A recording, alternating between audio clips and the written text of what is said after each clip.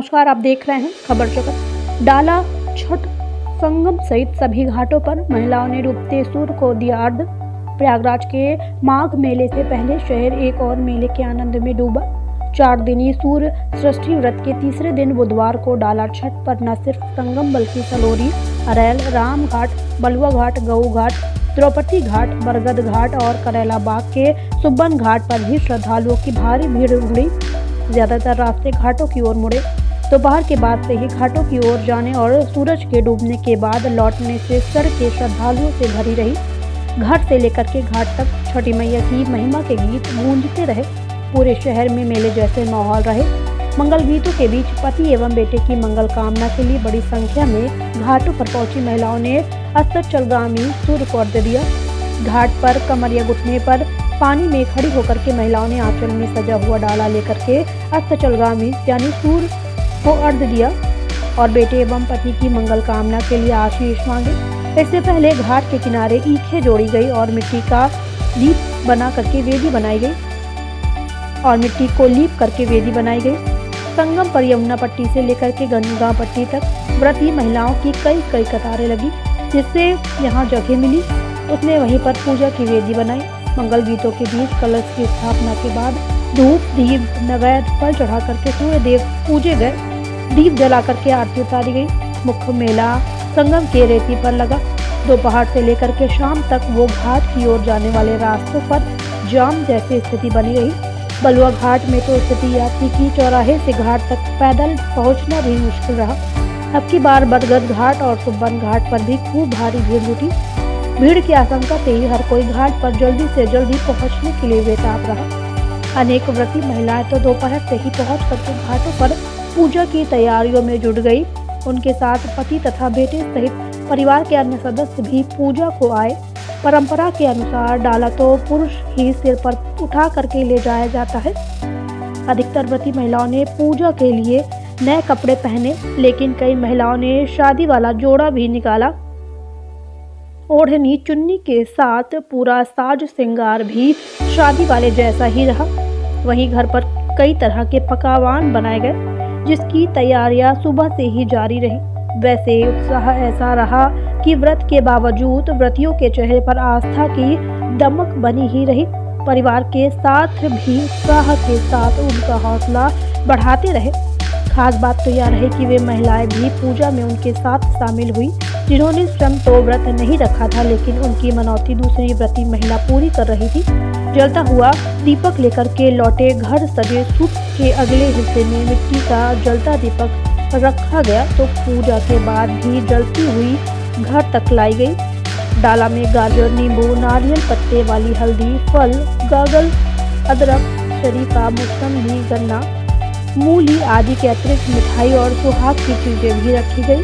किसी ने बांस तो किसी ने तांबे का सूप या डाला ले रखा था।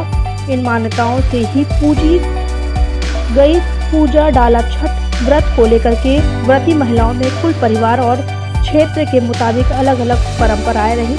कई व्रती महिलाओं ने मनौती के मुताबिक अपना पैसा न खर्च करके कई घरों से भीख मांग कर ही पूजा की सामग्री जुटा करके व्रत पूरी की। व्रतियों के मुताबिक एक बार व्रत रखने के बाद इसे खंडित नहीं किया जाता है। कहते हैं कि खंडित होने से परिवार पर अनेक प्रकार की विपदाएं आती हैं। इसीलिए यदि व्रत की निरंतरता संभव ना हो तो किसी परिचित महिला को ही पूजा सामग्री देकर के मनौती या व्रत का संकल्प पूरा कराया जाता है। अपनी मनौती के अनुसार अनेक व्रती महिलाओं ने घर से घाट तक का सफर लेट कर ही पूरा किया। दोनों हाथ जोड़ करके लेटने के बाद साथ रहे लोग निशान बना रहे थे।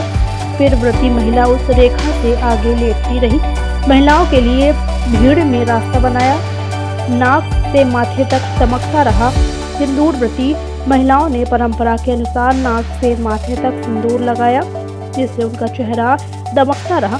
संगम पर पूजा के लिए आई बलिया की सुचित्रा बोली, बिहार में मेरे ससुराल में मांगलिक अवसरों पर ऐसे ही सिंदूर लगाने का रिवाज है।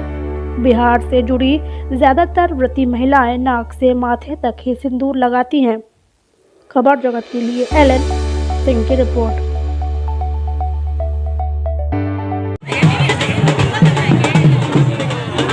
ये व्रत क्यों रखा जाता है?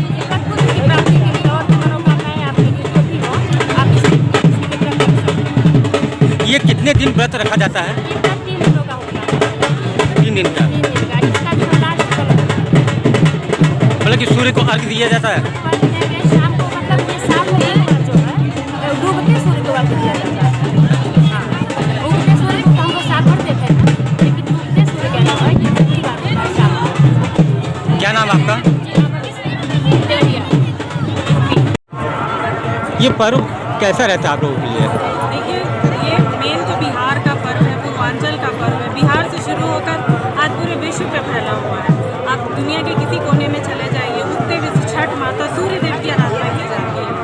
मेरा जो विश्वास है ये है कि उगते हुए सूर्य को जब हम अर्घ देते हैं तो ये मेरी मतलब मेरी खुद की मानना है कि जब हम डूबते हुए सूर्य को अर्घ देते हैं तो हमारे जो पूर्वज हैं, जो गुजर गए हैं, जिनके आशीर्वाद से आज हम फल फूल रहे हैं, उनको भी हम प्रणाम करते हैं, अपने पितरों को याद करते हैं।